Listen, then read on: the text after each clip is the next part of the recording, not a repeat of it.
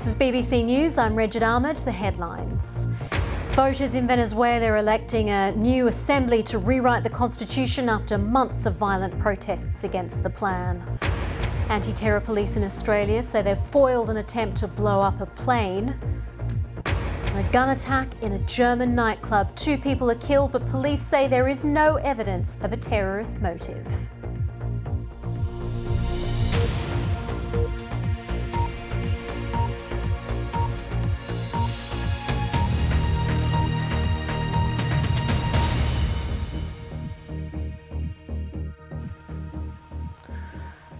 Hello and welcome to BBC World News.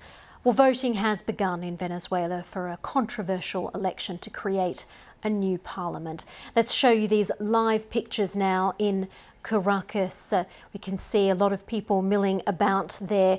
Now, there were protests the night before the vote, and there has been a lot of violence and protests leading up to this, and we're hearing as well that many people have been stocking up on essential items in case there's unrest once the vote takes place.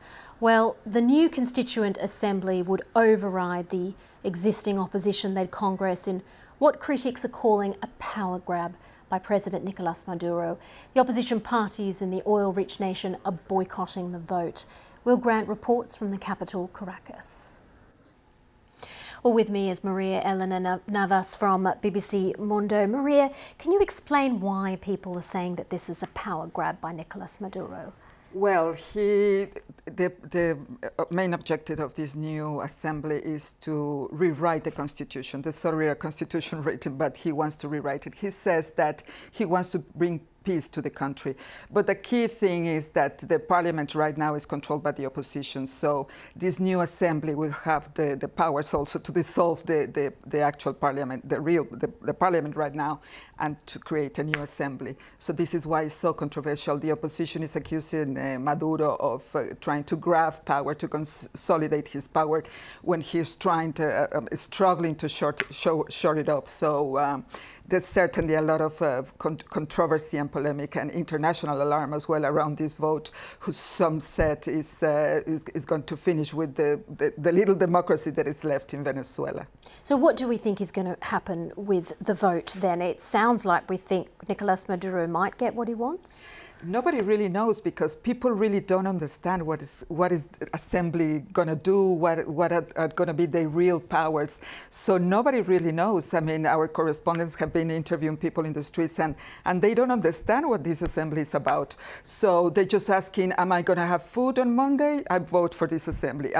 What is going to happen? What people really want is to better their conditions, because the economy is at the point of collapse, really, and there's a lot of crisis, and people are really worried about that. What is going to be their next food? So they don't know what's happening, but they certainly. Everybody's questioning what's going to happen. Nobody knows. And as you say, there is a real backdrop to this. There are real food shortages, medicine shortages. Things are quite dire. Yeah, the situation is really bad. There's a combination of factors that's become to this point. Venezuela, 95% of its oil revenues come from, it makes its foreign earnings, and with the drop in the oil prices, plus some said mismanagement of the resources, plus corruption, has been accused of corruption as well, have come to the economy now. The Venezuelan economy is at the point of a brink. Maria Elena Navas from BBC Mundo, thank you very much for that, and we will keep you across that vote as it unfolds throughout the day. Now, counter-terrorism police in Australia say they've foiled what they call an elaborate plot to blow up a plane.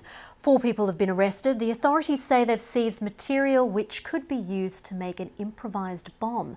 Australia's Prime Minister Malcolm Turnbull says security has been stepped up at domestic and international airports across Australia. From Sydney, Phil Mercer reports. Let's bring you some breaking news now. 6 people have been killed after a car bomb exploded in the Somali capital, Mogadishu.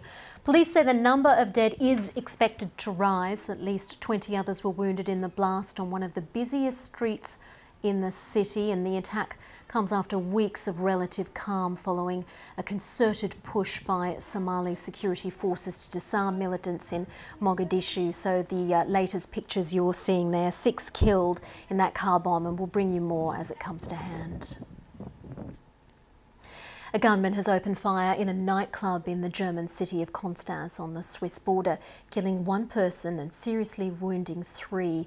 Police say the attacker, a 34-year-old Iraqi, was shot in an exchange of fire with officers as he left the building and died in hospital. A spokesman said there was no evidence of a terrorist motive. The gunman was known to police and was not an asylum seeker. In Spain, more than 20,000 people have been evacuated from a dance music festival when the stage caught fire. It happened at the Tomorrowland Unite event in Barcelona. The BBC's Tim Orman has more.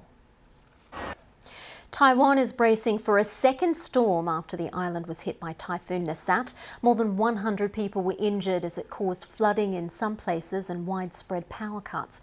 Well, just as Nasat left Taiwan, another storm, Haitang, is expected to make landfall in the next few hours. Cindy Sue reports from Taipei. Well, that's all from us, but Asia Beats is coming up next. See you soon.